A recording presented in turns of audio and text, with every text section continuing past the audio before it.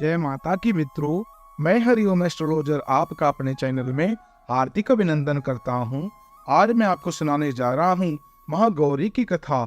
श्रद्धा भक्ति भाव से श्रवण करें। बोलो साची दरबार की जय। भगवती दुर्गा की 8वीं शक्ति का नाम महागौरी है। इनका वर्णन पूर्णता गौर है। इनकी गंभीरता की उपमा शंख चक्र चंद्र और कुंद के फूल से भी की गई है।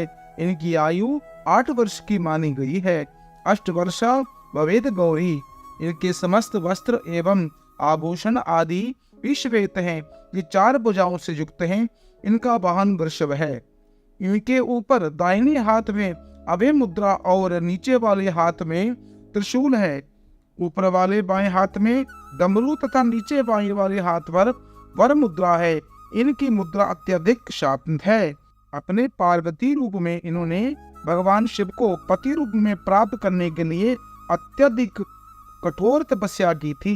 इस कठोर तपस्या के कारण इनका शरीर पूर्णतः काला पड़ गया था। इनकी तपस्या में से प्रसन्न होकर संतुष्ट होकर जब देवादिदेव शिव जी ने इनके शरीर को गंगा के पवित्र जल से मलकर धोया, तब वे बिजली की प्रवाह के तुल्य अत्यधिक कांतिमान और गौर हो गए। उसी से इनका नाम महागौरी पड़ा। शारदीय नवरात्रि के 8वें दिन महागौरी की उपासना का विधान है। इनकी शक्ति अमोघ और सदैव फलदायिनी है। इनकी उपासना से भक्तों के सभी पाप धुल जाते हैं। उनके पूर्व संचित पाप भी विनष्ट हो जाते हैं। भविष्य में पाप, संताप, दैत्य दुख उनके पास कभी नहीं आते।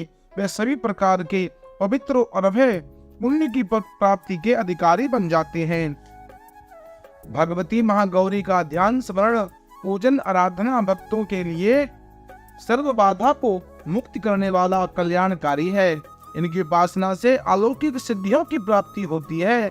मन को आनंद भाव से एकाग्रनिष्ठ कर कर मनुष्य को सदैव इनके लिए ही पदार बिंदुओं का ध्यान करना चाहिए।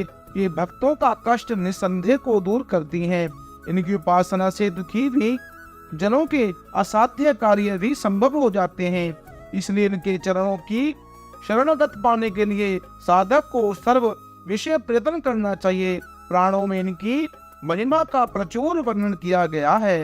ये मनुष्य की कृतियों को सत्य की ओर लगाकर असत्य को जड़ से उन्मूलन करती हैं और इनकी उपासना से भक्तों के समस्त दुखों का नाश होता है, पुण्य की प्राप्ति होती है और साधना सिद्ध होने पर भगवती माता उनके समस्त कार्य पूर्ण करती है, पापों का नाश करती है, अभय दान करती है और उनकी मनोकामना पूर्ण करती है। भक्तों, मां गौरी की उपासना इस मंत्र से करनी चाहिए। या देवी सर्वभूतेषु महागौरी रूपेण संस्थिता, नमस्तस्यै नमस्तस्यै नमस्तस्यै नमो नमः। इस मंत्र जाप करने से सिद्धियों की प्राप्ति होती है।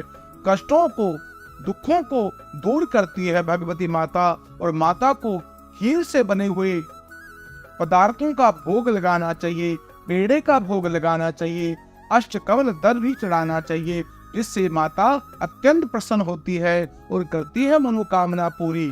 मित्रों, 8वें दिन महागौरी का पूजन और कन्या पूजन करने से महापुण्य की प्राप्ति होती है। समस्त कष्टों का नाश होता है।